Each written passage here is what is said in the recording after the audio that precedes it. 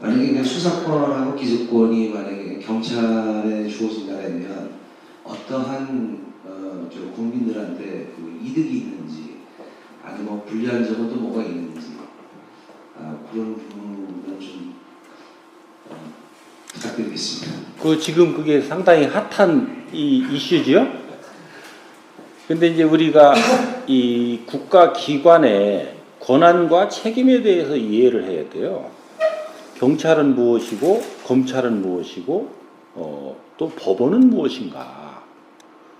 그러니까 그런 그 메커니즘을 우리가 이해를 하고 그 연장선상에서 어떤 권한을 어디에다가 부여해야 이것이 바람직한 것인지를 우리가 분별할 수 있는 때가 됐거든요.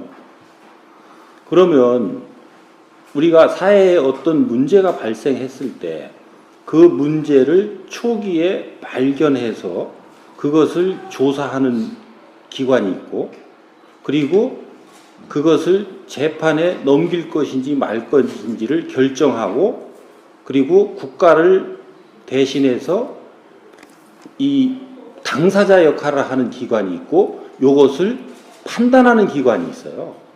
요 판단하는 기관을 법원이라고 하고, 그리고 이 국가 소추권, 형벌권을 발동할 것인지 말 것인지, 그리고 그것을 결정하고 이 법원에서 당사자로서, 국가의 당사자로서 국가를 대변하는 조직이 검찰 조직이에요.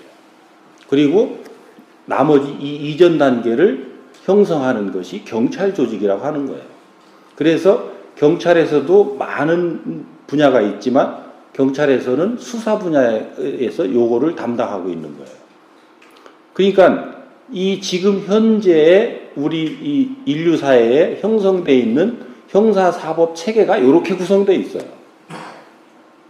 그러면 검찰에서 수사를 해야 되느냐 말아야 되느냐라고 하는 것은 그 시대의 어떤 그 사회 환경의 그런 역사성과 이런 거를 가지고 할 수도 있고 안 할 수도 있어요. 그것을 하는 나라도 있고 안 하는 나라도 있고.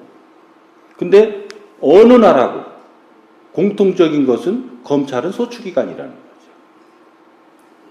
그러니까 그 수사를, 그러니까 소추 이전 단계의 수사를 누구한테 맡겨야 되느냐라고 하는 이제 부분에 아까 이제 기소를 말씀하셨는데 어느 나라도 경찰이 기소권을 가지고 있는 나라는 없어요.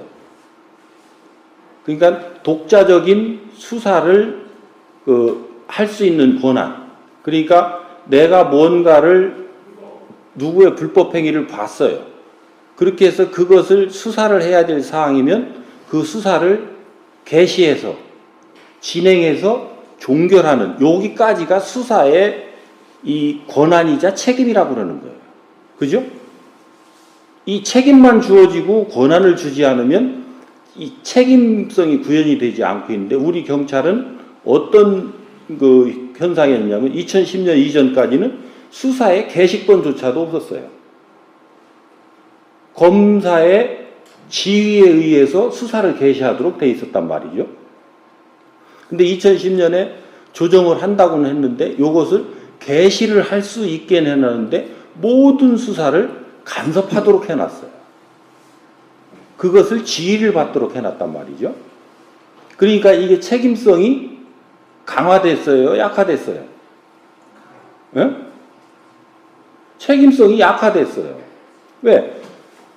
우리가 독자적으로 해서 수사를 하고 진행하려고 그러는데 어떤 거는 진행하도록 놔두는데 어떤 거는 자꾸 간섭을 하고 개입을 해서 못하게 하고 그러거든요. 이 문제의 발단이 거기에 있는 거예요.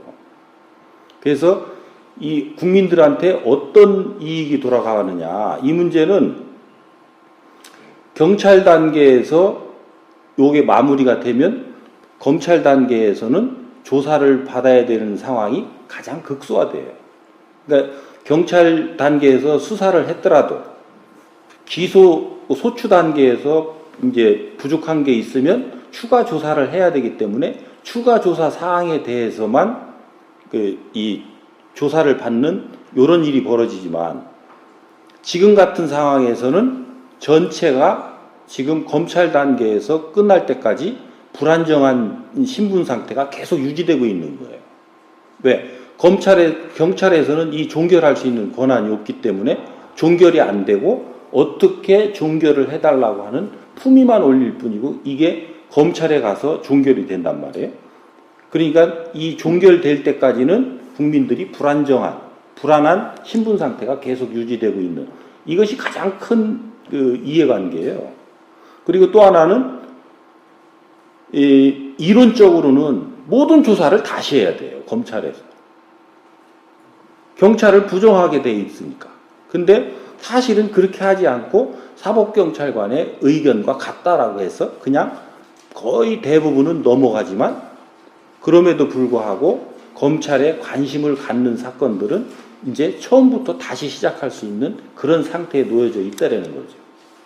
그러니까 이런 부분들은 우리가 이제 그 국민들께서도 이런 정보들을 정확하게 이제 알아야 되고 또 그 깨우쳐서 어느 한쪽만의 정보에 편향돼 가지고 판단하는 것이 아니라 이것을 양쪽 의견을 잘 들어서 이것을 판단은 국민들이 해야 되는데 그동안은 우리 경찰은 입이 있으되 이것을 제대로 표현해서 그 사회에 알리려는 이런 노력들도 부족했고 실력도 부족했던 것들이 사실인 거죠.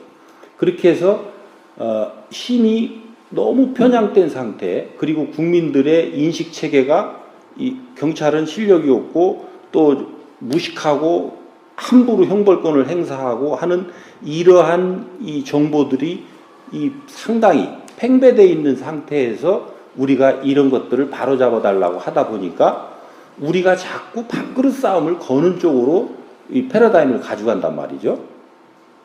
그리고 또 언론에서 우리가 얘기하는 것이 한 번 언급된다 그러면 이 검찰에서 언급하는 그런 논리들은 10번씩 언급이 되다 보니까 이런 힘의 불균형으로 인해서 정보도 결국은 국민들한테 전해지는 정보도 불균형을 가지게 된다는 거죠.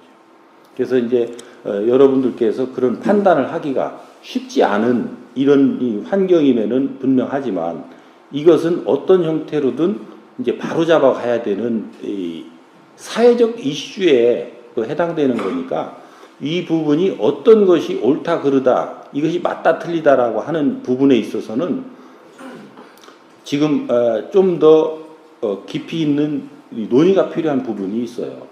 그러니까 이 경찰에서 수사를 담당해야 되는 영역이 어떤 영역이고 지금 이 검찰은 소추기관이면서 직접 수사를 맡는 이런 예는 세계적으로 없어요. 그러니까 검찰에서 맡고 있는 이런 그 역할 체계를 어디선가 맡는다는 거죠. 그리고 검찰에서는 이 수사기관들이 수사를 한 내용에 대해서 소추기관으로서 소추를 해나가고 재판을 진행해 나가는 증거 수집이라든지 이런 것들에 관한 내용들을 적극 개입해서 요구할 수 있는 이런 권한을 가지고 있는 거죠. 그래서 이런 부분들이 아마 차기 정부가 들어서면 활발하게 이렇게 논의가 될 테니까 그것들은 요 정도만 이해를 하시고 더 깊이 뭐 이걸 이렇다 저렇다 하면 또 이게 뭐 불필요한 이슈가 되니까 요건 요 정도로 이해를 하시는 게 어떤가 싶은데. 예, 잘 들었습니다. 네.